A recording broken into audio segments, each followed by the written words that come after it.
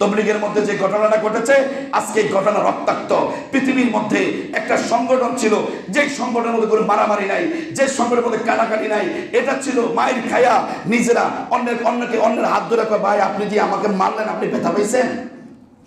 আর সে তবলিগ এখন মারামারি, সে সব তবলিগ এখন কাটাকাটি, সে তবলিগ এখন খুনাখুনি শুরু হয়ে গেছে।